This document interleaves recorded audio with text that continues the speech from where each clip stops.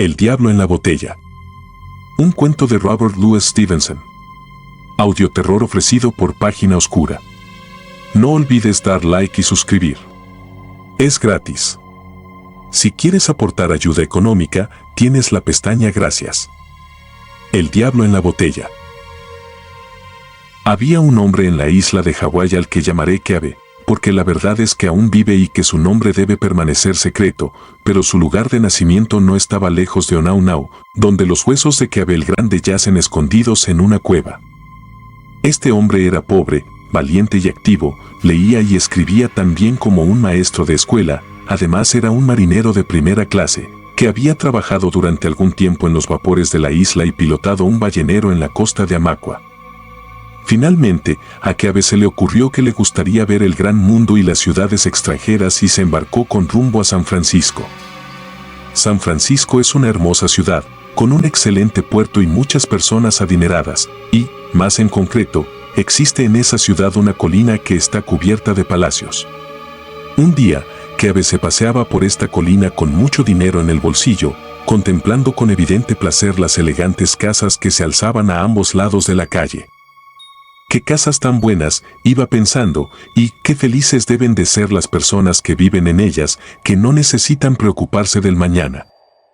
Seguía aún reflexionando sobre esto cuando llegó a la altura de una casa más pequeña que algunas de las otras, pero muy bien acabada y tan bonita como un juguete. Los escalones de la entrada brillaban como plata, los bordes del jardín florecían como guirnaldas y las ventanas resplandecían como diamantes. Keawe se detuvo maravillándose de la excelencia de todo. Al pararse se dio cuenta de que un hombre le estaba mirando a través de una ventana tan transparente que Keawe lo veía como se ve a un pez en una cala junto a los arrecifes. Era un hombre maduro, calvo y de barba negra, su rostro tenía una expresión pesarosa y suspiraba amargamente. Lo cierto es que mientras Keawe contemplaba al hombre y el hombre observaba a Keawe, cada uno de ellos envidiaba al otro. De repente, el hombre sonrió moviendo la cabeza, hizo un gesto a Keawe para que entrara y se reunió con él en la puerta de la casa. «Es muy hermosa esta casa mía», dijo el hombre, suspirando amargamente. «¿No le gustaría ver las habitaciones?» Y así fue como Keawe recorrió con él la casa, desde el sótano hasta el tejado. Todo lo que había en ella era perfecto en su estilo y Keawe manifestó gran admiración. «Esta casa», dijo Keawe, «es en verdad muy hermosa. Si yo viviera en otra parecida, me pasaría el día riendo». «¿Cómo es posible, entonces, que no haga usted más que suspirar?» «No hay ninguna razón», dijo el hombre, «para que no tenga una casa en todo semejante a esta, y aún más hermosa, si así lo desea. ¿Posee usted algún dinero, no es cierto?»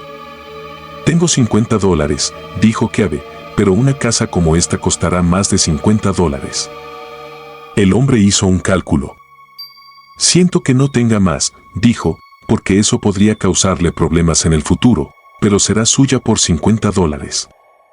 «¿La casa?», preguntó Keawe. «No, la casa no», replicó el hombre, «la botella. Porque debo decirle que aunque le parezca una persona muy rica y afortunada, todo lo que poseo, y esta casa misma y el jardín, proceden de una botella en la que no cabe mucho más de una pinta. Aquí la tiene usted». Y abriendo un mueble cerrado con llave, sacó una botella de panza redonda con un cuello muy largo. El cristal era de un color blanco como el de la leche, con cambiantes destellos irisados en su textura. En el interior había algo que se movía confusamente, algo así como una sombra y un fuego. «Esta es la botella», dijo el hombre, y, cuando Keawe se echó a reír, añadió, «¿No me cree? Pruebe usted mismo. Trate de romperla». De manera que Keawe cogió la botella y la estuvo tirando contra el suelo hasta que se cansó, porque rebotaba como una pelota y nada le sucedía. «Es una cosa bien extraña», dijo Keawe, «porque tanto por su aspecto como al tacto se diría que es de cristal». «Es de cristal», replicó el hombre, suspirando más hondamente que nunca, «pero de un cristal templado en las llamas del infierno. Un diablo vive en ella y la sombra que vemos moverse es la suya, al menos eso creo yo. Cuando un hombre compra esta botella, el diablo se pone a su servicio. Todo lo que esa persona desee, amor, fama, dinero, casas como esta o una ciudad como San Francisco, será suyo con solo pedirlo. Napoleón tuvo esta botella, y gracias a su virtud llegó a ser el rey del mundo, pero la vendió al final y fracasó. El capitán Cook también la tuvo, y por ella descubrió tantas islas, pero también él la vendió, y por eso lo asesinaron en Hawái. Porque al vender la botella desaparecen el poder y la protección, y a no ser que un hombre esté contento con lo que tiene, acaba por sucederle algo. Y sin embargo, habla usted de venderla, dijo Keawe. Tengo todo lo que quiero y me estoy haciendo viejo, respondió el hombre. Hay una cosa que el diablo de la botella no puede hacer, y es prolongar la vida, y no sería justo ocultárselo a usted. La botella tiene un inconveniente, porque si un hombre muere antes de venderla, arderá para siempre en el infierno. Sí que es un inconveniente, no cabe duda, exclamó Keawe. Y no quisiera verme mezclado en ese asunto. No me importa demasiado tener una casa, gracias a Dios, pero hay una cosa que sí me importa muchísimo, y es condenarme. No vaya usted tan deprisa, amigo mío, contestó el hombre. Todo lo que tiene que hacer es usar el poder de la botella con moderación, venderla después a alguna otra persona como estoy haciendo yo ahora y terminar su vida cómodamente. Pues yo observo dos cosas, dijo Keawe. Una es que se pasa usted todo el tiempo suspirando como una doncella enamorada, y la otra que vende usted la botella demasiado barata. Ya le he explicado por qué suspiro, dijo el hombre. Temo que mi salud está empeorando, y, como ha dicho usted mismo, morir e irse al infierno es una desgracia para cualquiera. En cuanto a venderla tan barata, tengo que explicarle una peculiaridad que tiene esta botella. Hace mucho tiempo, cuando Satanás la trajo a la tierra, era extraordinariamente cara, y fue el preste Juan el primero que la compró por muchos millones de dólares, pero solo puede venderse si se pierde dinero en la transacción. Si se vende por lo mismo que se ha pagado por ella, vuelve al anterior propietario como si se tratara de una paloma mensajera.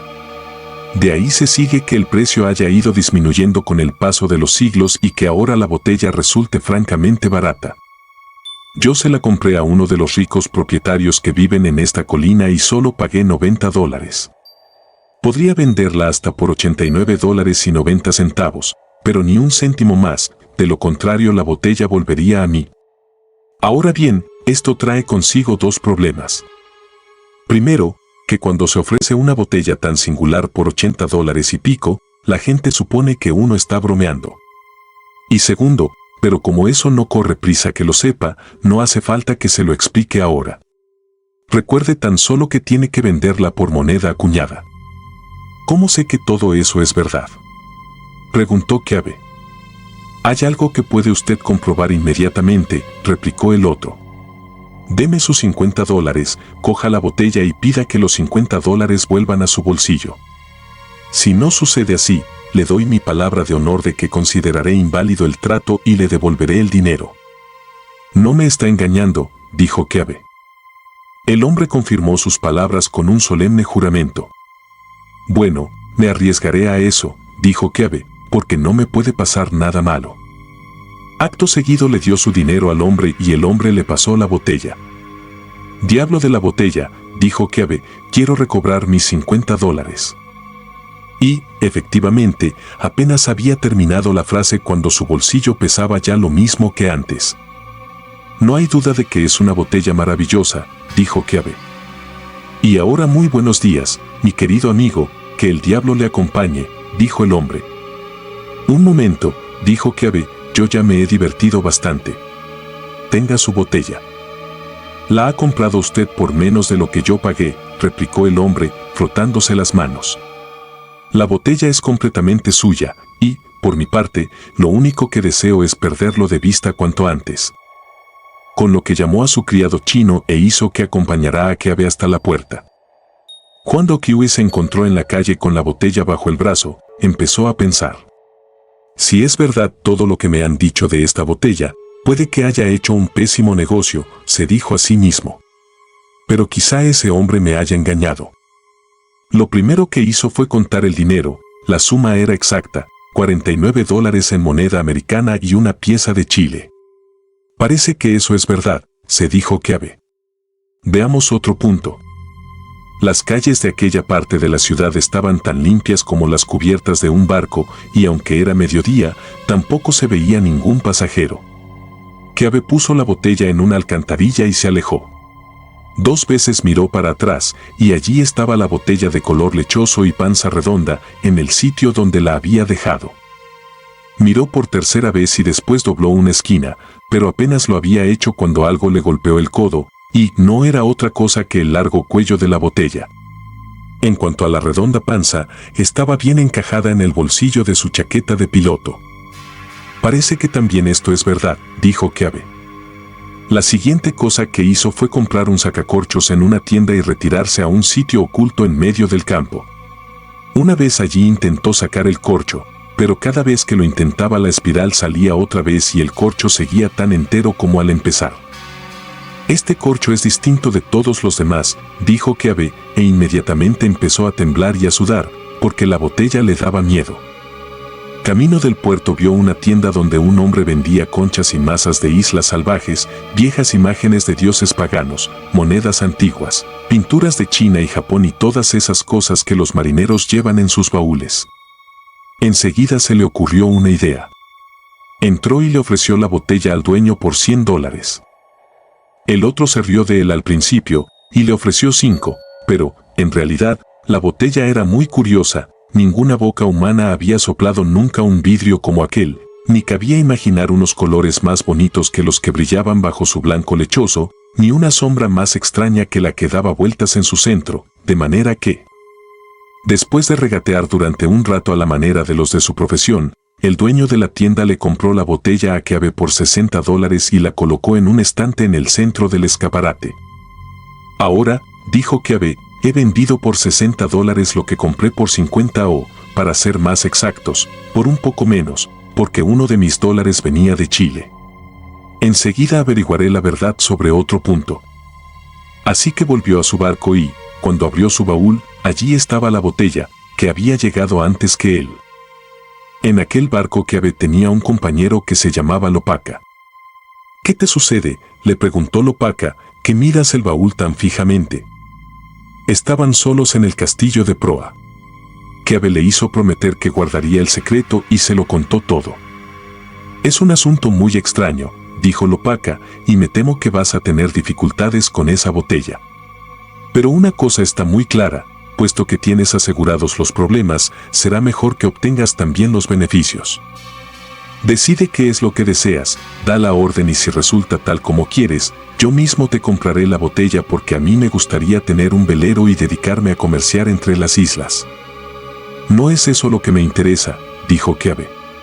Quiero una hermosa casa y un jardín en la costa de Kona donde nací, y quiero que brille el sol sobre la puerta, y que haya flores en el jardín, cristales en las ventanas, cuadros en las paredes, y adornos y tapetes de telas muy finas sobre las mesas, exactamente igual que la casa donde estuve hoy. Solo que un piso más alta y con balcones alrededor, como en el palacio del rey, y que pueda vivir allí sin preocupaciones de ninguna clase y divertirme con mis amigos y parientes. Bien, dijo Lopaca, volvamos con la botella a Hawái, y si todo resulta verdad, como tú supones, te compraré la botella, como ya he dicho, y pediré una goleta. Quedaron de acuerdo en esto y antes de que pasara mucho tiempo el barco regresó a Honolulu, llevando consigo a Keabe, a Lopaca y a la botella. Apenas habían desembarcado cuando encontraron en la playa a un amigo que inmediatamente empezó a dar el pésame a Keabe. No sé por qué me estás dando el pésame, dijo Keabe. Es posible que no te hayas enterado, dijo el amigo, de que tu tío, aquel hombre tan bueno, ha muerto, y de que tu primo, aquel muchacho tan bien parecido, se ha ahogado en el mar. Keabe lo sintió mucho y al ponerse a llorar y a lamentarse, se olvidó de la botella. Pero Lopaca estuvo reflexionando y cuando su amigo se calmó un poco, le habló así. ¿No es cierto que tu tío tenía tierras en Hawái, en el distrito de Kau? No, dijo Keabe, en Kau no, están en la zona de las montañas, un poco al sur de Okena. ¿Esas tierras pasarán a ser tuyas?, preguntó Lopaca. Así es, dijo Keabe, y empezó otra vez a llorar la muerte de sus familiares. No, dijo Lopaca, no te lamentes ahora. Se me ocurre una cosa. ¿Y si todo esto fuera obra de la botella? Porque ya tienes preparado el sitio para hacer la casa. Si es así, exclamó Keabe, la botella me hace un flaco servicio matando a mis parientes. Pero puede que sea cierto, porque fue en un sitio así donde vi la casa con la imaginación. La casa, sin embargo, todavía no está construida, dijo Lopaka. Y probablemente no lo estará nunca, dijo Keabe, porque si bien mi tío tenía algo de café, haba y plátanos, no será más que lo justo para que yo viva cómodamente, y el resto de esa tierra es de lava negra. Vayamos al abogado, dijo Lopaka. Porque yo sigo pensando lo mismo. Ya tienes el dinero para la casa, exclamó Lopaka. Si está usted pensando en construir una casa, dijo el abogado, aquí está la tarjeta de un arquitecto nuevo del que me cuentan grandes cosas. Cada vez mejor, exclamó Lopaka. Está todo muy claro. Sigamos obedeciendo órdenes. De manera que fueron a ver al arquitecto, que tenía diferentes proyectos de casa sobre la mesa. Usted desea algo fuera de lo corriente, dijo el arquitecto. ¿Qué le parece esto? Y le pasó a Keabe uno de los dibujos. Cuando Keabe lo vio, dejó escapar una exclamación, porque representaba exactamente lo que él había visto con la imaginación. Esta es la casa que quiero, pensó Keabe. A pesar de lo poco que me gusta como viene a parar a mis manos, esta es la casa, y más vale que acepte lo bueno junto con lo malo. De manera que le dijo al arquitecto todo lo que quería, y cómo deseaba amueblar la casa, y los cuadros que había que poner en las paredes y las figuritas para las mesas, y luego le preguntó sin rodeos cuánto le llevaría por hacerlo todo. El arquitecto le hizo muchas preguntas, cogió la pluma e hizo un cálculo, y al terminar pidió exactamente la suma que Keabe había heredado. Lopaka y Keabe se miraron el uno al otro y asintieron con la cabeza. Está bien claro, pensó Keabe, que voy a tener esta casa, tanto si quiero como si no. Viene del diablo y temo que nada bueno salga de ello, y si de algo estoy seguro es de que no voy a formular más deseos mientras siga teniendo esta botella. Pero de la casa ya no me puedo librar y más valdrá que acepte lo bueno junto con lo malo. De manera que llegó a un acuerdo con el arquitecto y firmaron un documento. Keabe y Lopaka se embarcaron otra vez camino de Australia, porque habían decidido entre ellos que no intervendrían en absoluto, y dejarían que el arquitecto y el diablo de la botella construyeran y decoraran aquella casa como mejor les pareciese. El viaje fue bueno, aunque Keabe estuvo todo el tiempo conteniendo la respiración, porque había jurado que no formularía más deseos, ni recibiría más favores del diablo. Se había cumplido ya el plazo cuando regresaron. El arquitecto les dijo que la casa estaba lista y Keabe y Lopaka tomaron pasaje en el hall camino de Kona para ver la casa y comprobar si todo se había hecho exactamente de acuerdo con la idea que Keabe tenía en la cabeza. La casa se alzaba en la falda del monte y era visible desde el mar. Por encima, el bosque seguía subiendo hasta las nubes que traían la lluvia. Por debajo, la lava negra descendía en riscos donde estaban enterrados los reyes de antaño. Un jardín florecía alrededor de la casa con flores de todos los colores, había un huerto de papayas a un lado y otro de árboles del pan en el lado opuesto. Por delante, mirando al mar, habían plantado el mástil de un barco con una bandera. En cuanto a la casa, era de 3 pisos, con amplias habitaciones y balcones muy anchos en los 3. Las ventanas eran de excelente cristal, tan claro como el agua y tan brillante como un día soleado. Muebles de todas clases adornaban las habitaciones. De las paredes colgaban cuadros con marcos dorados, pinturas de barcos, de hombres luchando, de las mujeres más hermosas y de los sitios más singulares. No hay en ningún lugar del mundo pinturas con colores tan brillantes como las que Keabe encontró colgadas de las paredes de su casa. En cuanto a los otros objetos de adorno, eran de extraordinaria calidad, relojes con carillón y cajas de música, hombrecillos que movían la cabeza, libros llenos de ilustraciones, armas muy valiosas de todos los rincones del mundo, y los rompecabezas más elegantes para entretener los ocios de un hombre solitario. Y como nadie querría vivir en semejantes habitaciones, tan solo pasar por ellas y contemplarlas, los balcones eran tan amplios que un pueblo entero hubiera podido vivir en ellos sin el menor agobio, y Keabe no sabía qué era lo que más le gustaba, si el porche de atrás. a donde llegaba la brisa procedente de la tierra y se podían ver los huertos y las flores, o el balcón delantero, donde se podía beber el viento del mar, contemplar la empinada ladera de la montaña y ver al Hall yendo una vez por semana aproximadamente entre Oquena y las colinas de Pele. O a las goletas siguiendo la costa para recoger cargamentos de madera, de haba y de plátanos. Después de verlo todo, Keabe y Lopaca se sentaron en el porche. «Bien», preguntó Lopaca, ¿está todo tal como lo habías planeado? «No hay palabras para expresarlo», contestó Keabe. «Es mejor de lo que había soñado y estoy que reviento de satisfacción». «Solo queda una cosa por considerar», dijo Lopaca, «todo esto puede haber sucedido de manera perfectamente natural, sin que el diablo de la botella haya tenido nada que ver. Si comprara la botella y me quedara sin la goleta, habría puesto la mano en el fuego para nada. Te di mi palabra, lo sé, pero creo que no deberías negarme una prueba más». «He jurado que no aceptaré más favores», dijo Keabe. «Creo que ya estoy suficientemente comprometido». «No pensaba en un favor», replicó Lopaca. «Quisiera ver yo mismo al diablo de la botella. No hay ninguna ventaja en ello y por tanto tampoco hay nada de que avergonzarse. Sin embargo, si llego a verlo una vez, quedaré convencido del todo. Así que accede a mi deseo y déjame ver al diablo. El dinero lo tengo aquí mismo y después de eso te compraré la botella». «Solo hay una cosa que me da miedo», dijo Keabe. «El diablo puede ser una cosa horrible de ver, y si le pones ojo encima quizá no tengas ya ninguna gana de quedarte con la botella». «Soy una persona de palabra», dijo Lopaca. «Y aquí dejo el dinero, entre los dos». «Muy bien», replicó Keabe. «Yo también siento curiosidad. De manera que, vamos a ver, déjenos mirarlo, señor diablo». Tan pronto como lo dijo, el diablo salió de la botella y volvió a meterse, tan rápido como un lagarto. Keabe y Lopaca quedaron petrificados. Se hizo completamente de noche antes de que a cualquiera de los dos se le ocurriera algo que decir o hallaran la voz para decirlo. Luego Lopaca empujó el dinero hacia Keabe y recogió la botella. «Soy hombre de palabra», dijo, «y bien puedes creerlo, porque de lo contrario no tocaría esta botella ni con el pie. Bien, conseguiré mi goleta y unos $, para el bolsillo, luego me desharé de este demonio tan pronto como pueda. Porque, si tengo que decirte la verdad, verlo me ha dejado muy abatido».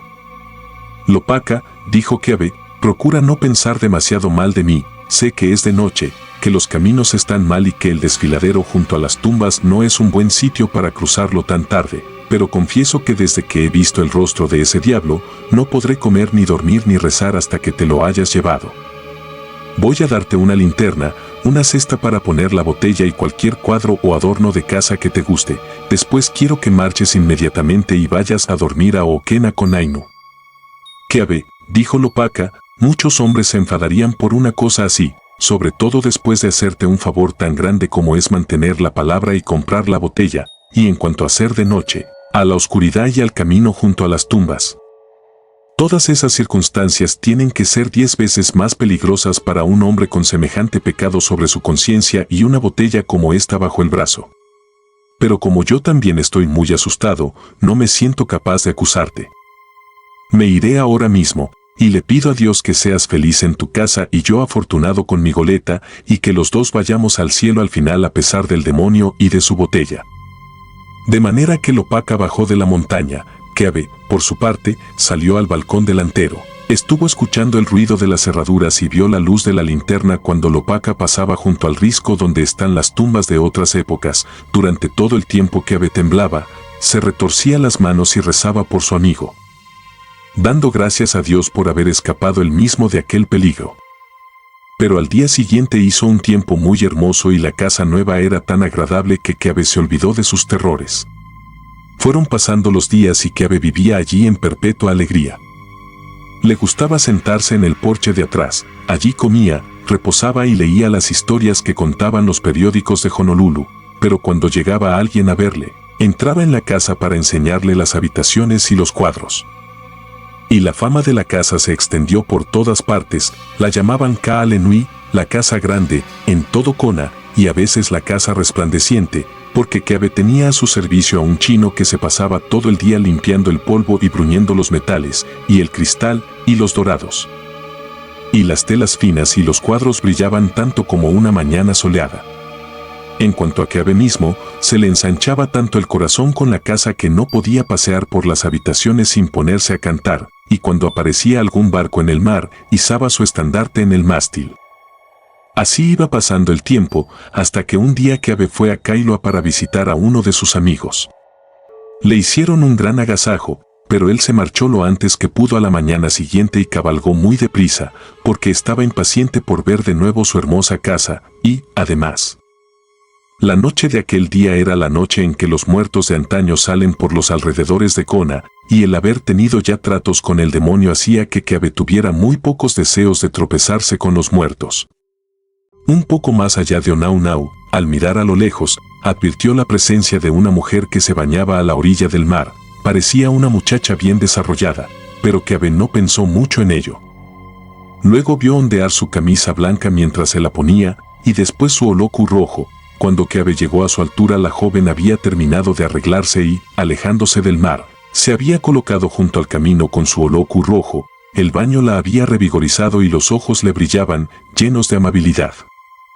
Nada más verla, Keabe tiró de las riendas a su caballo. Creía conocer a todo el mundo en esta zona, dijo él. ¿Cómo es que a ti no te conozco?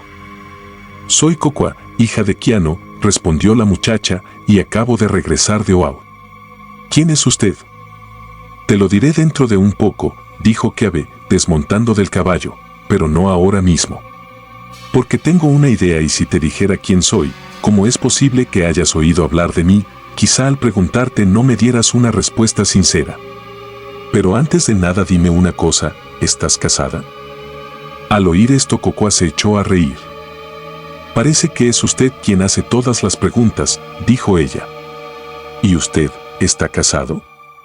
No, Kokwa, desde luego que no, replicó Keabe, y nunca he pensado en casarme hasta este momento. Pero voy a decirte la verdad. Te he encontrado aquí junto al camino y al ver tus ojos que son como estrellas mi corazón se ha ido tras de ti tan veloz como un pájaro. De manera que si ahora no quieres saber nada de mí, dilo, y me iré a mi casa, pero si no te parezco peor que cualquier otro joven, dilo también, y me desviaré para pasar la noche en casa de tu padre y mañana hablaré con él.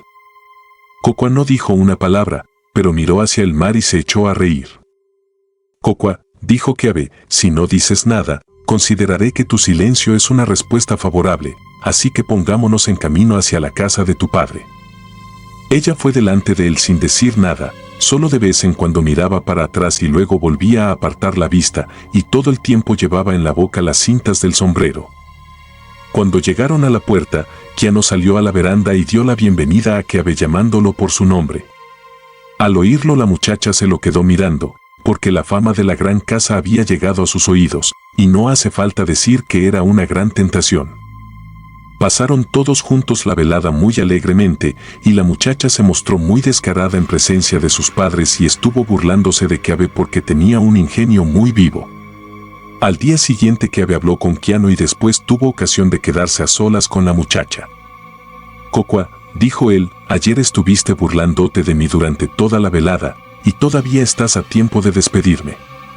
No quise decirte quién era porque tengo una casa muy hermosa y temía que pensaras demasiado en la casa y muy poco en el hombre que te ama. Ahora ya lo sabes todo, y si no quieres volver a verme, dilo cuanto antes. No, dijo Kokwa, pero esta vez no se echó a reír ni Keabe le preguntó nada más. Así fue el noviazgo de Keabe, las cosas sucedieron deprisa, pero aunque una flecha vaya muy veloz y la bala de un rifle todavía más rápida, las dos pueden dar en el blanco. Las cosas habían ido deprisa pero también habían ido lejos y el recuerdo de Keabe llenaba la imaginación de la muchacha. Kokwa escuchaba su voz al romperse las olas contra la lava de la playa, y por aquel joven que solo había visto 2 veces hubiera dejado padre y madre y sus islas nativas. En cuanto a Keabe, su caballo voló por el camino de la montaña bajo el risco donde estaban las tumbas, y el sonido de los cascos y la voz de Keabe cantando, lleno de alegría, despertaban al eco en las cavernas de los muertos. Cuando llegó a la casa resplandeciente todavía seguía cantando. Se sentó y comió en el amplio balcón y el chino se admiró de que su amo continuara cantando entre bocado y bocado. El sol se ocultó tras el mar y llegó la noche, y que Abe estuvo paseándose por los balcones a la luz de las lámparas en lo alto de la montaña y sus cantos sobresaltaban a las tripulaciones de los barcos que cruzaban por el mar. Aquí estoy ahora, en este sitio mío tan elevado, se dijo a sí mismo. La vida no puede irme mejor, me hallo en lo alto de la montaña, a mi alrededor, todo lo demás desciende. Por primera vez iluminaré todas las habitaciones, usaré mi bañera con agua caliente y fría y dormiré solo en el lecho de la cámara nupcial. De manera que el criado chino tuvo que levantarse y encender las calderas, y mientras trabajaba en el sótano oía a su amo cantando alegremente en las habitaciones iluminadas. Cuando el agua empezó a estar caliente, el criado chino se lo advirtió a Keabe con un grito. Keabe entró en el cuarto de baño, y el criado chino le oyó cantar mientras la bañera de mármol se llenaba de agua, y le oyó cantar también mientras se desnudaba, hasta que, de repente, el canto cesó. El criado chino estuvo escuchando largo rato, luego alzó la voz para preguntarle a Keabe si todo iba bien, y Keabe le respondió, sí, y le mandó que se fuera a la cama, pero ya no se oyó cantar más en la casa resplandeciente, y durante toda la noche, el criado chino estuvo oyendo a su amo pasear sin descanso por los balcones. Lo que había ocurrido era esto: mientras Keabe se desnudaba para bañarse, descubrió en su cuerpo una mancha semejante a la sombra de líquen sobre una roca, y fue entonces cuando dejó de cantar. Porque había visto otras manchas parecidas y supo que estaba atacado del mal chino, la lepra. Es bien triste para cualquiera padecer esa enfermedad. Y también sería muy triste para cualquiera abandonar una casa tan hermosa y tan cómoda y separarse de todos sus amigos para ir a la costa norte de Molokai, entre enormes farallones y rompientes. Pero ¿qué es eso comparado con la situación de Keabe, que había encontrado su amor un día antes y lo había conquistado aquella misma mañana, y que veía ahora quebrantarse todas sus esperanzas en un momento, cómo se quiebra un trozo de cristal? Estuvo un rato sentado en el borde de la bañera, luego se levantó de un salto dejando escapar un grito y corrió afuera, y empezó a andar por el balcón, de un lado a otro, como alguien que está desesperado. No me importaría dejar Hawái, el hogar de mis antepasados, se decía Keabe. Sin gran pesar abandonaría mi casa, la de las muchas ventanas, situada tan en lo alto, aquí en las montañas. No me faltaría valor para ir a Molokai, a Kalaupapa junto a los farallones, para vivir con los leprosos y dormir allí, lejos de mis antepasados. Pero qué agravio he cometido, qué pecado pesa sobre mi alma, para que haya tenido que encontrar a Kokua cuando salía del mar a la caída de la tarde. Kokua, la que me ha robado el alma. Kokua, la luz de mi vida. Quizá nunca llegue a casarme con ella, quizá nunca más vuelva a verla ni a acariciarla con mano amorosa, esa es la razón, Kokua, por ti me lamento. Tienen ustedes que fijarse en la clase de hombre que era Keabe, ya que podría haber vivido durante años en la casa resplandeciente sin que nadie llegara a sospechar que estaba enfermo, pero a eso no le daba importancia si tenía que perder a Kokua.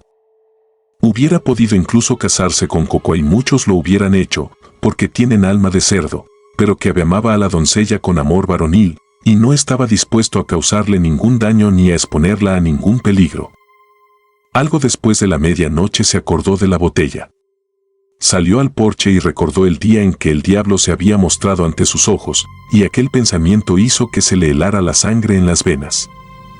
Esa botella es una cosa horrible, pensó Keabe, el diablo también es una cosa horrible y aún más horrible es la posibilidad de arder para siempre en las llamas del infierno.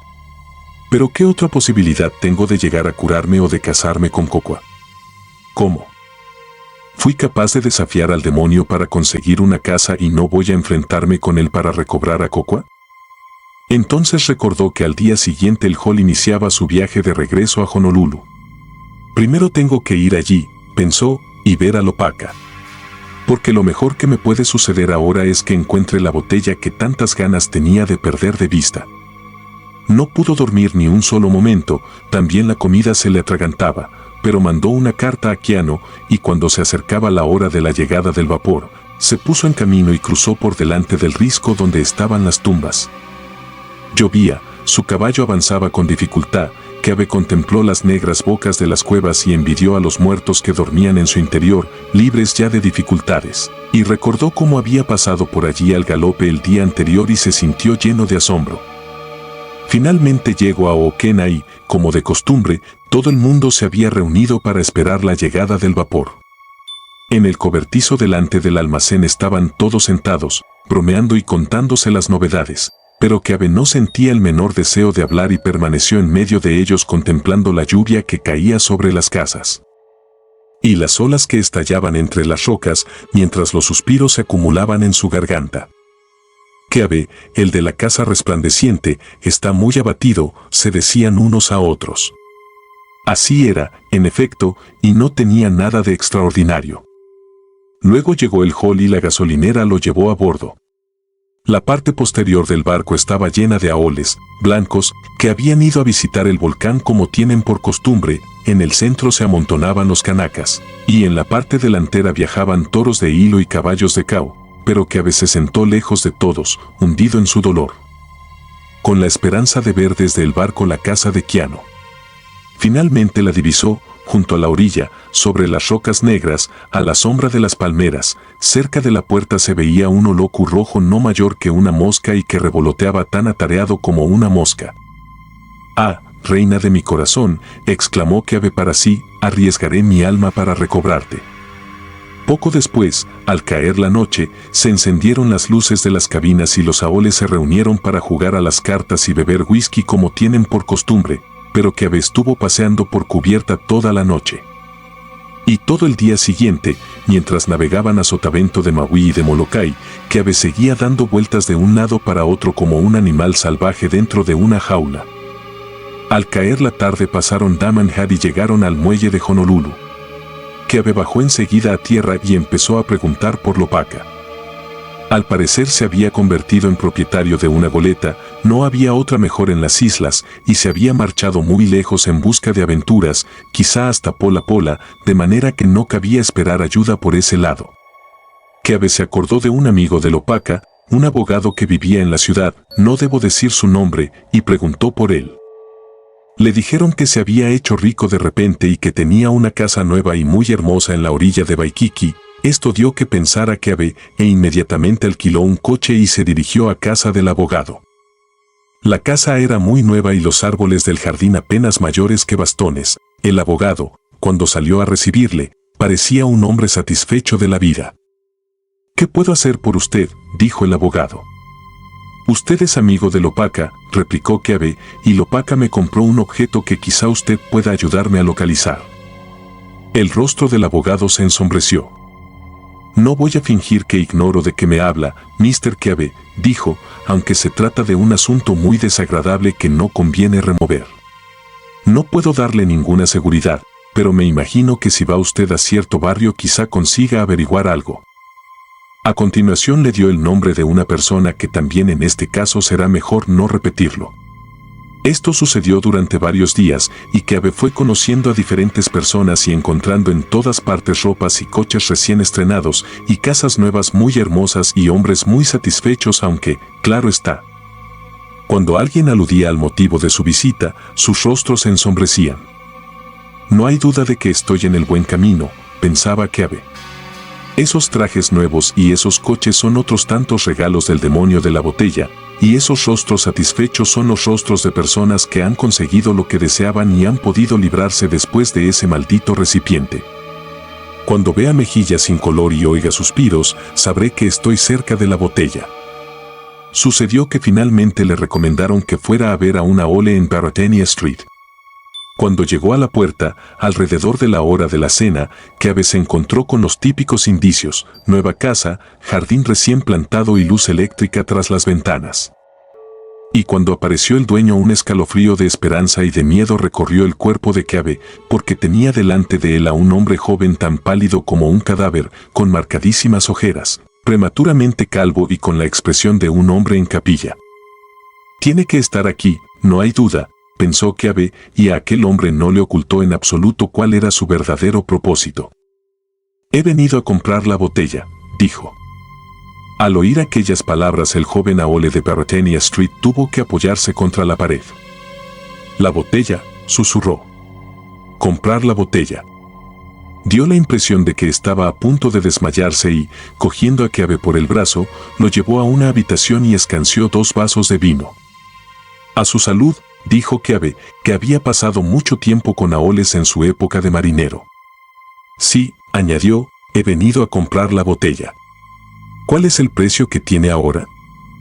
Al oír esto al joven se le escapó el vaso de entre los dedos y miró a Keabe como si fuera un fantasma. El precio, dijo. El precio. ¿No sabe usted cuál es el precio? Por eso se lo pregunto, replicó Keabe. ¿Pero qué es lo que tanto le preocupa? ¿Qué sucede con el precio? La botella ha disminuido mucho de valor desde que usted la compró, Mr. Keabe, dijo el joven tartamudeando.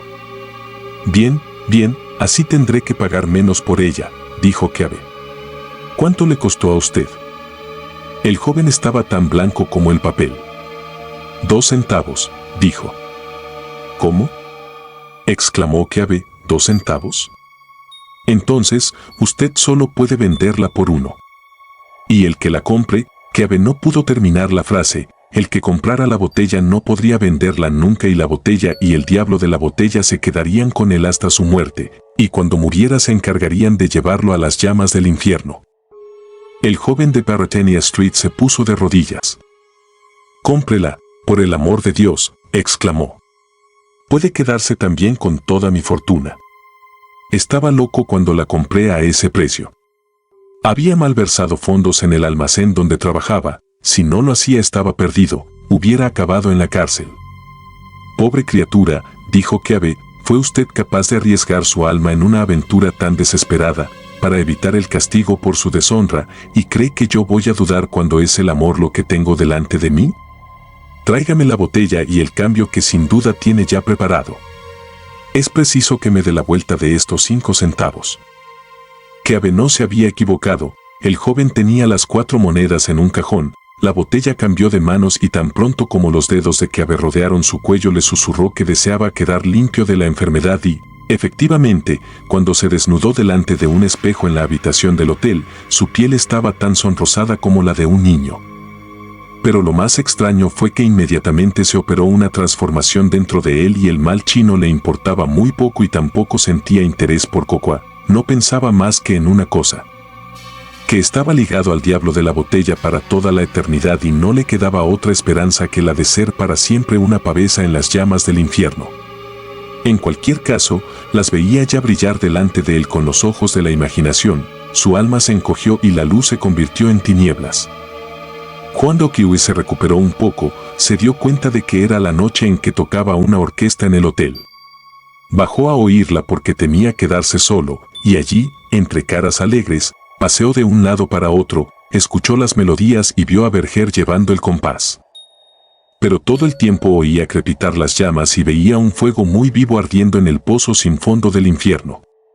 De repente la orquesta tocó Ikiaoao, una canción que él había cantado con Cocoa, y aquellos acordes le devolvieron el valor. Ya está hecho, pensó, y una vez más tendré que aceptar lo bueno junto con lo malo. Keabe regresó a Hawái en el primer vapor y tan pronto como fue posible se casó con Cocoa y la llevó a la casa resplandeciente en la ladera de la montaña. Cuando los dos estaban juntos, el corazón de Keabe se tranquilizaba, pero tan pronto como se quedaba solo empezaba a cavilar sobre su horrible situación, y oía crepitar las llamas y veía el fuego abrasador en el pozo sin fondo. Era cierto que la muchacha se había entregado a él por completo, su corazón latía más deprisa al verlo, y su mano buscaba siempre la de Keabe, y estaba hecha de tal manera de la cabeza a los pies que nadie podía verla sin alegrarse. Cocoa era afable por naturaleza.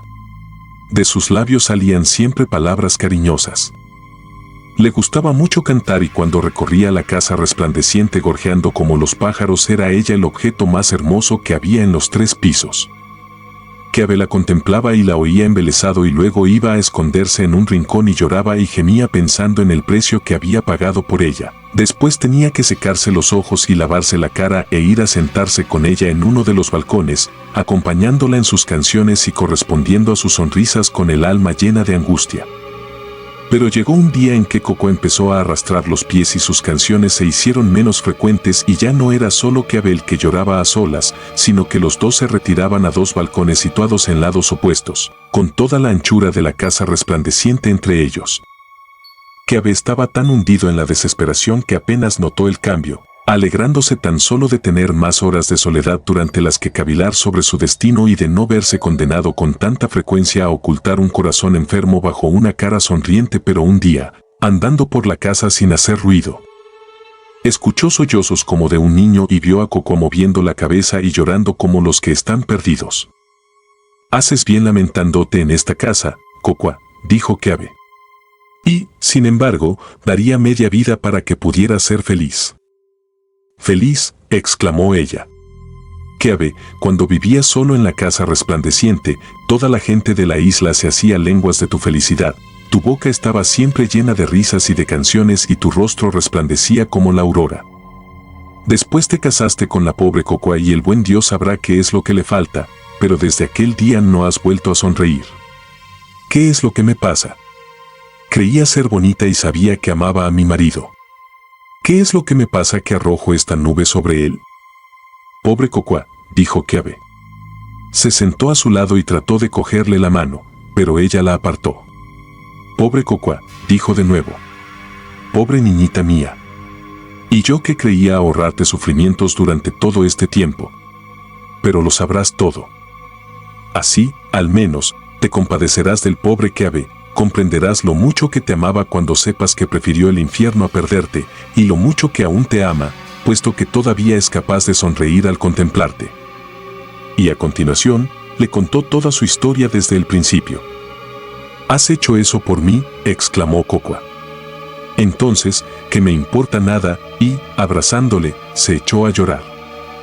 «Querida mía», dijo Keabe, «sin embargo, cuando pienso en el fuego del infierno, a mí sí que me importa».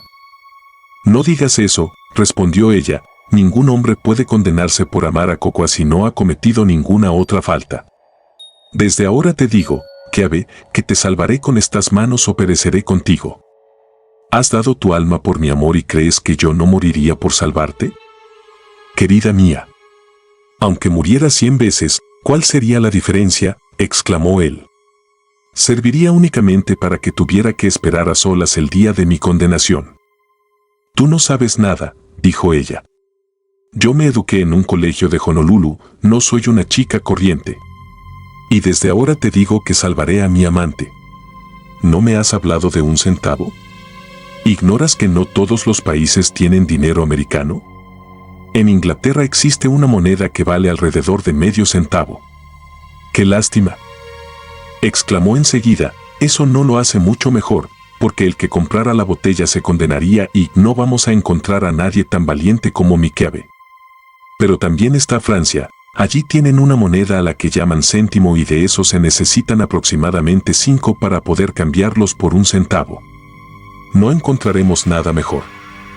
Vámonos a las Islas del Viento, salgamos para Tahití en el primer barco que zarpe. Allí tendremos 4 céntimos, 3 céntimos, 2 céntimos y 1 céntimo, 4 posibles ventas y nosotros 2 para convencer a los compradores. Vamos, Keabe mío.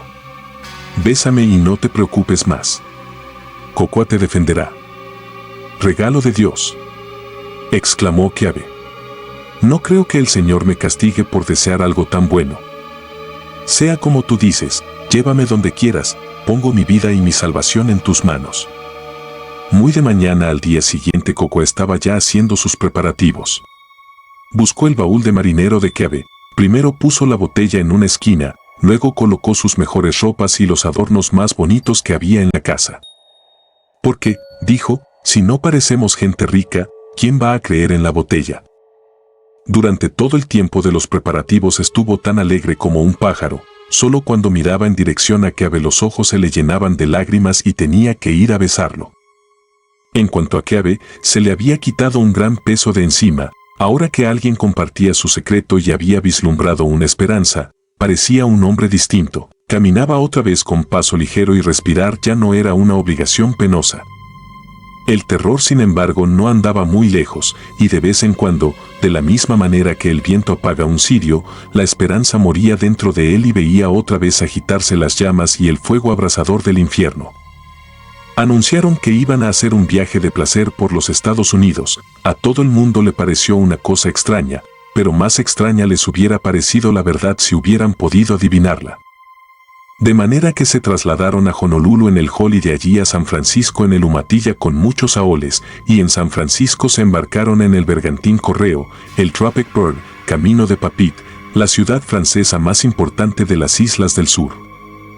Llegaron allí, después de un agradable viaje, cuando los vientos alisios soplaban suavemente y vieron los arrecifes en los que van a estrellarse las olas, y Motuiti con sus palmeras, y como el bergantín se adentraba en el puerto, y las casas blancas de la ciudad a lo largo de la orilla entre árboles verdes, y, por encima, las montañas y las nubes de Tahití, la isla prudente. Consideraron que lo más conveniente era alquilar una casa y eligieron una situada frente a la del cónsul británico. Se trataba de hacer gran ostentación de dinero y de que se les viera por todas partes bien provistos de coches y caballos.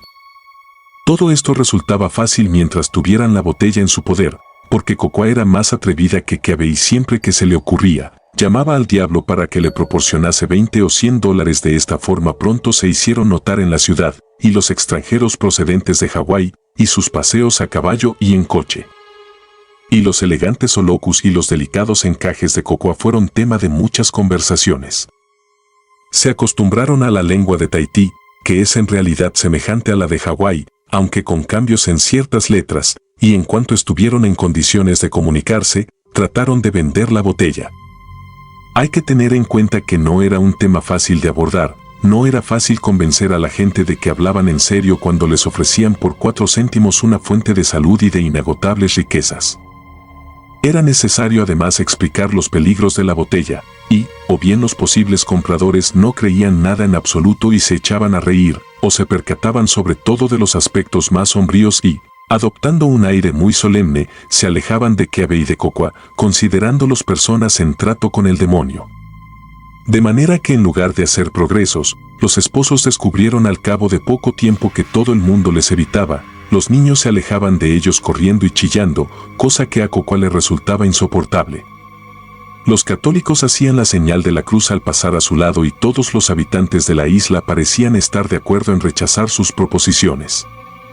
Con el paso de los días se fueron sintiendo cada vez más deprimidos.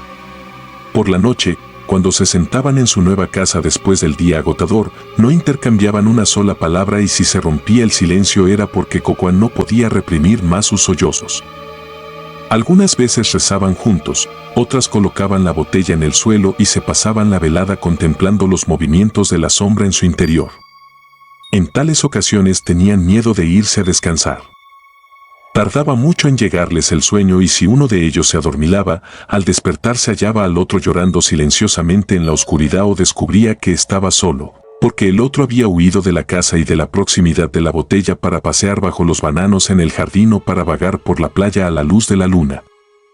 Así fue como Cocoa se despertó una noche y encontró que Keawe se había marchado. Tocó la cama y el otro lado del lecho estaba frío. Entonces se asustó, incorporándose. Un poco de luz de luna se filtraba entre las persianas. Había suficiente claridad en la habitación para distinguir la botella sobre el suelo. Afuera soplaba el viento y hacía gemir los grandes árboles de la avenida mientras las hojas secas batían en la veranda. En medio de todo esto Cocoa tomó conciencia de otro sonido. Difícilmente hubiera podido decir si se trataba de un animal o de un hombre, pero sí que era tan triste como la muerte y que le desgarraba el alma. Cocoa se levantó sin hacer ruido, entreabrió la puerta y contempló el jardín iluminado por la luna. Allí, bajo los bananos, yacía Keawe con la boca pegada a la tierra y eran sus labios los que dejaban escapar aquellos gemidos. La primera idea de Cocoa fue ir corriendo a consolarlo, pero enseguida comprendió que no debía hacerlo. Keawe se había comportado ante su esposa como un hombre valiente, no estaba bien que ella se inmiscuyera en aquel momento de debilidad. Ante este pensamiento Cocoa retrocedió, volviendo otra vez al interior de la casa. ¡Qué negligente he sido, Dios mío!, pensó. ¡Qué débil! Es él, y no yo, quien se enfrenta con la condenación eterna. La maldición recayó sobre su alma y no sobre la mía. Su preocupación por mi bien y su amor por una criatura tan poco digna y tan incapaz de ayudarle son las causas de que ahora vea tan cerca de sí las llamas del infierno y hasta huela el humo mientras yace ahí fuera, iluminado por la luna y azotado por el viento. Soy tan torpe que hasta ahora nunca se me ha ocurrido considerar cuál es mi deber, o quizá viéndolo he preferido ignorarlo. Pero ahora, por fin, alzo mi alma en manos de mi afecto. Ahora digo adiós a la blanca escalinata del paraíso y a los rostros de mis amigos que están allí esperando. Amor por amor y que el mío sea capaz de igualar al de Keabe. Alma por alma y que la mía perezca. Cocoa era una mujer con gran destreza manual y enseguida estuvo preparada.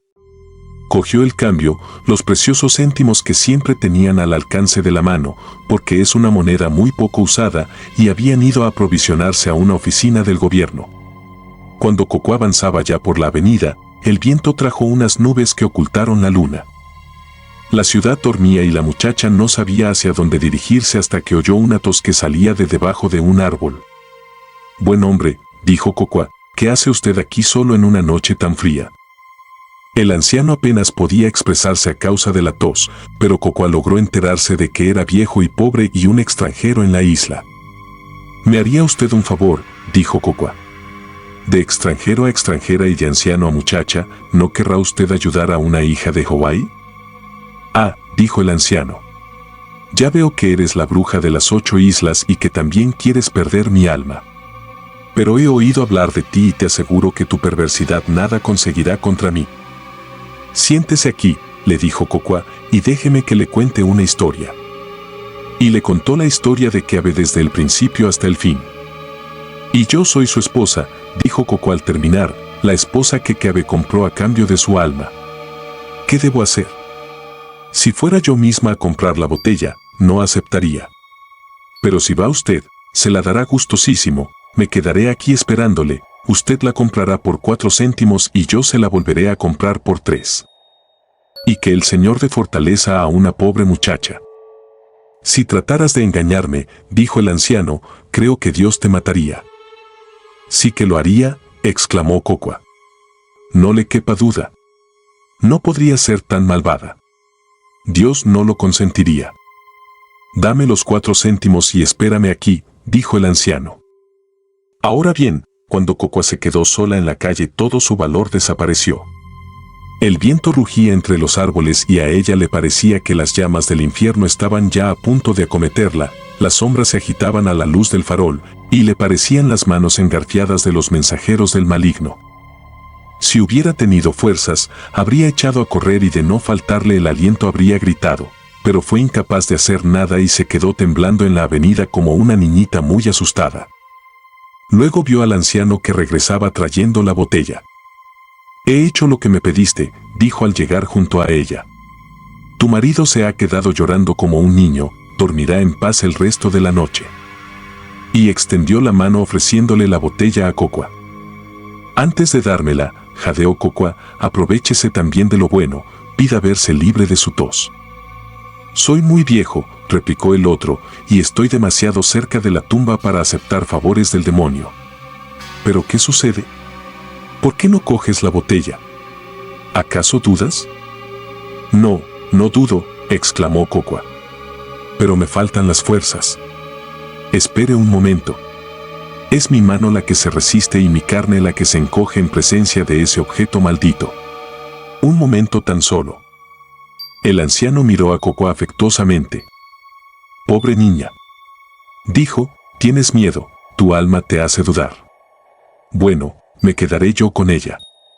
Soy viejo y nunca más conoceré la felicidad en este mundo, y, en cuanto al otro, démela». Jadeó Cocoa. «Aquí tiene su dinero. ¿Cree que soy tan vil como para eso? Deme la botella». «Que Dios te bendiga, hija mía», dijo el anciano. Cocoa ocultó la botella bajo su holocu, se despidió del anciano y echó a andar por la avenida sin preocuparse de saber en qué dirección. Porque ahora todos los caminos le daban lo mismo, todos la llevaban igualmente al infierno. Unas veces iba andando y otras corría, unas veces gritaba y otras se tumbaba en el polvo junto al camino y lloraba. Todo lo que había oído sobre el infierno le volvía ahora a la imaginación, contemplaba el brillo de las llamas, se asfixiaba con el acre olor del humo y sentía deshacerse su carne sobre los carbones encendidos.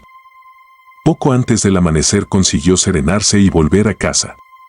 Keabe dormía igual que un niño, tal como el anciano le había asegurado. Kokwa se detuvo a contemplar su rostro. Ahora, esposo mío, dijo, te toca a ti dormir. Cuando despiertes podrás cantar y reír. Pero la pobre Kokwa, que nunca quiso hacer mal a nadie, no volverá a dormir tranquila, ni a cantar ni a divertirse. Después Kokwa se tumbó en la cama al lado de Keabe y su dolor era tan grande que cayó al instante en un sopor profundísimo. Su esposo se despertó ya avanzada la mañana y le dio la buena noticia. Era como si la alegría lo hubiera trastornado, porque no se dio cuenta de la aflicción de Kokwa, a pesar de lo mal que ella la disimulaba. Aunque las palabras se le atragantaran, no tenía importancia, Keabe se encargaba de decirlo todo. A la hora de comer no probó bocado, pero ¿quién iba a darse cuenta? Porque Keabe no dejó nada en su plato. Kokwa lo veía y le oía como si se tratara de un mal sueño. Había veces en que se olvidaba o dudaba y se llevaba las manos a la frente. Porque saberse condenada y escuchar a su marido hablando sin parar de aquella manera le resultaba demasiado monstruoso. Mientras tanto Keabe comía y charlaba, hacía planes para su regreso a Hawái, le daba las gracias a Kokwa por haberlo salvado, la acariciaba y le decía que en realidad el milagro era obra suya. Luego Keabe empezó a reírse del viejo que había sido lo suficientemente estúpido como para comprar la botella. Parecía un anciano respetable, dijo Keabe. Pero no se puede juzgar por las apariencias, porque ¿para qué necesitaría la botella ese viejo réprobo? Esposo mío, dijo Kokwa humildemente, su intención puede haber sido buena. Keabe se echó a reír muy enfadado. ¿Tonterías?, exclamó acto seguido. Un viejo pícaro, te lo digo yo, y estúpido por añadidura. Ya era bien difícil vender la botella por 4 céntimos, pero por 3 era completamente imposible. Apenas queda margen y todo el asunto empieza a oler a chamusquina, dijo Keabe, estremeciéndose. Es cierto que yo la compré por 1 centavo cuando no sabía que hubiera monedas de menos valor. Pero es absurdo hacer una cosa así, nunca aparecerá otro que haga lo mismo, y la persona que tenga ahora esa botella se la llevará consigo a la tumba. No es una cosa terrible, esposo mío, dijo Kokwa, que la salvación propia signifique la condenación eterna de otra persona. Creo que yo no podría tomarlo a broma. Creo que me sentiría abatido y lleno de melancolía. Rezaría por el nuevo dueño de la botella. Keabe se enfadó aún más al darse cuenta de la verdad que encerraban las palabras de Kokwa. ¿Tonterías?, exclamó. Puedes sentirte llena de melancolía si así lo deseas. Pero no me parece que sea esa la actitud lógica de una buena esposa. Si pensaras un poco en mí, tendría que darte vergüenza. Luego salió y Kokwa se quedó sola. ¿Qué posibilidades tenía ella de vender la botella por 2 céntimos? Kokwa se daba cuenta de que no tenía ninguna. Y en el caso de que tuviera alguna, ahí estaba su marido empeñado en devolverla a toda prisa a un país donde no había ninguna moneda inferior al centavo. Y ahí estaba su marido abandonándola y recriminándola a la mañana siguiente después de su sacrificio. Ni siquiera trató de aprovechar el tiempo que pudiera quedarle, se limitó a quedarse en casa y unas veces sacaba la botella y la contemplaba con indecible horror y otras volvía a esconderla llena de aborrecimiento. A la larga Keabe terminó por volver y la invitó a dar un paseo en coche. Estoy enferma, esposo mío, dijo ella. No tengo ganas de nada. Perdóname, pero no me divertiría. Esto hizo que Keabe se enfadara todavía más con ella, porque creía que le entristecía el destino del anciano, y consigo mismo, porque pensaba que Kokwa tenía razón y se avergonzaba de ser tan feliz. Eso es lo que piensas de verdad, exclamó, y ese es el afecto que me tienes. Tu marido acaba de verse a salvo de la condenación eterna a la que se arriesgó por tu amor y tú no tienes ganas de nada. Kokwa, tu corazón es un corazón desleal. Keabe volvió a marcharse muy furioso y estuvo vagabundeando todo el día por la ciudad.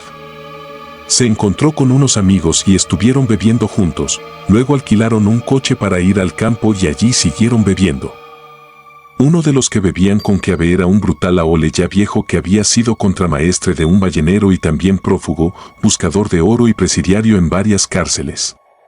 Era un hombre rastrero, le gustaba beber y ver borrachos a los demás, y se empeñaba en que Keabe tomara una copa tras otra. Muy pronto, a ninguno de ellos le quedaba más dinero. dijo el contramaestre, siempre estás diciendo que eres rico. ¿Que tienes una botella o alguna tontería parecida? Sí, dijo Keabe, soy rico, volveré a la ciudad y le pediré algo de dinero a mi mujer, que es la que lo guarda.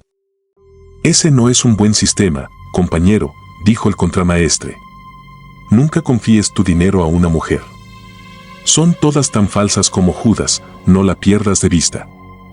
Aquellas palabras impresionaron mucho a Keabe porque la bebida le había enturbiado el cerebro. No me extrañaría que fuera falsa, pensó. ¿Por qué tendría que entristecerle tanto mi liberación?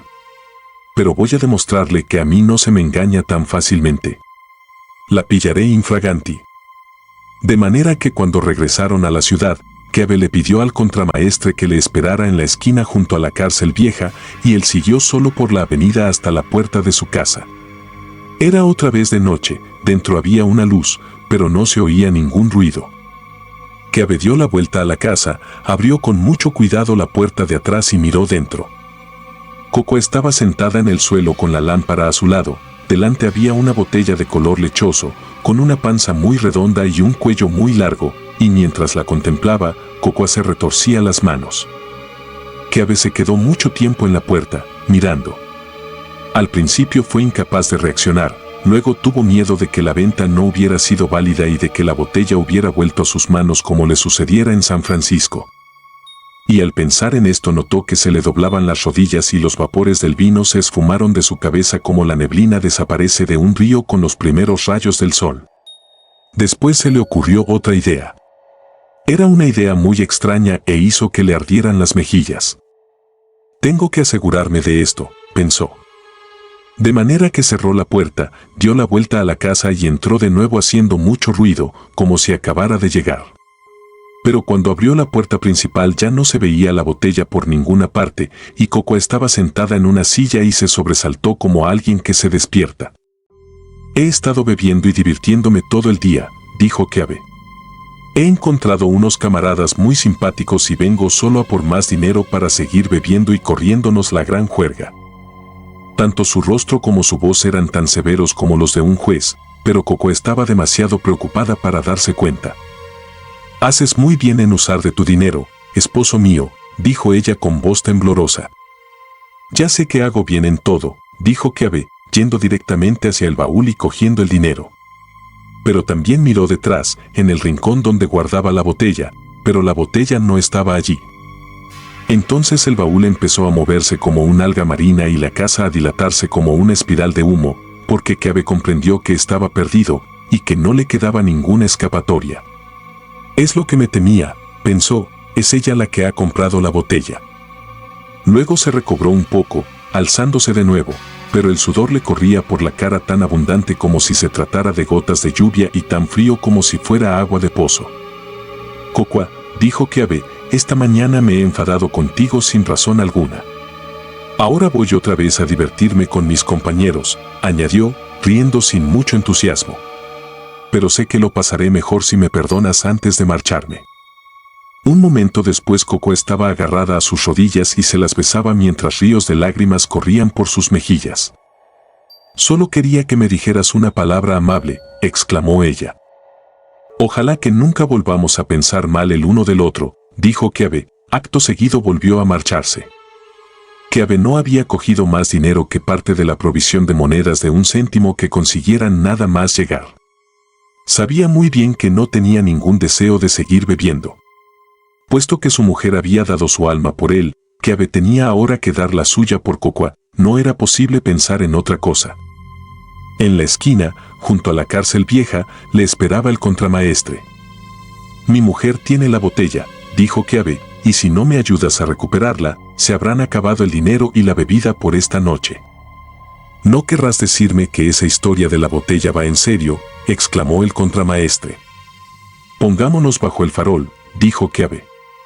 ¿Tengo aspecto de estar bromeando? Debe de ser cierto, dijo el contramaestre, porque estás tan serio como si vinieras de un entierro.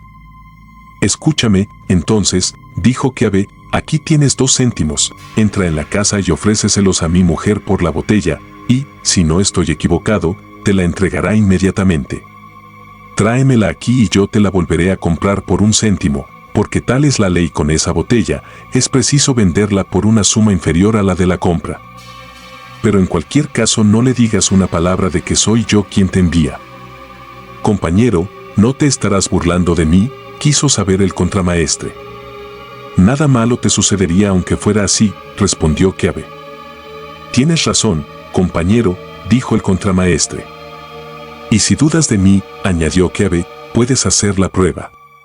Tan pronto como salgas de la casa, no tienes más que desear que se te llene el bolsillo de dinero, o una botella del mejor ron o cualquier otra cosa que se te ocurra y comprobarás enseguida el poder de la botella. Muy bien, Kanaka, dijo el contramaestre. Haré la prueba, pero si te estás divirtiendo a costa mía, te aseguro que yo me divertiré después a la tuya con una barra de hierro. De manera que el ballenero se alejó por la avenida, y Keabe se quedó esperándolo. Era muy cerca del sitio donde Coco había esperado la noche anterior, pero Keabe estaba más decidido y no tuvo un solo momento de vacilación, solo su alma estaba llena del amargor de la desesperación.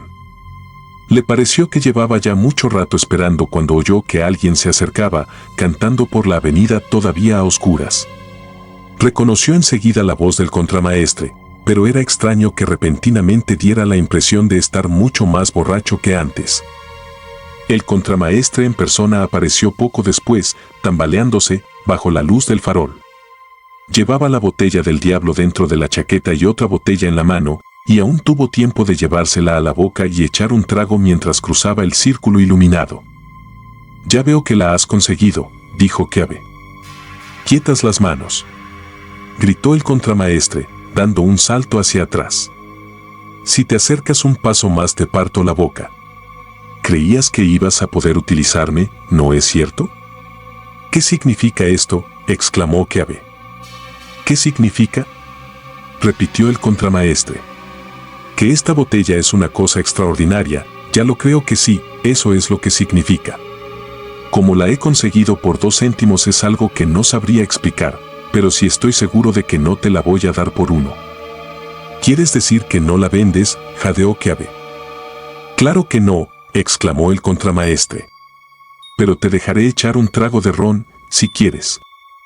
Has de saber, dijo Keabe, que el hombre que tiene esa botella terminará en el infierno. Calculo que voy a ir a parar allí de todas formas, replicó el marinero, y esta botella es la mejor compañía que he encontrado para ese viaje. No, señor, exclamó de nuevo, esta botella es mía ahora y ya puedes ir buscándote otra. Es posible que sea verdad todo esto, exclamó Keabe. Por tu propio bien, te lo ruego, véndemela. No me importa nada lo que digas, replicó el contramaestre. Me tomaste por tonto y ya ves que no lo soy, eso es todo. Si no quieres un trago de ron me lo tomaré yo. A tu salud y que pases buena noche. Y acto seguido continuó andando, camino de la ciudad, y con él también la botella desaparece de esta historia.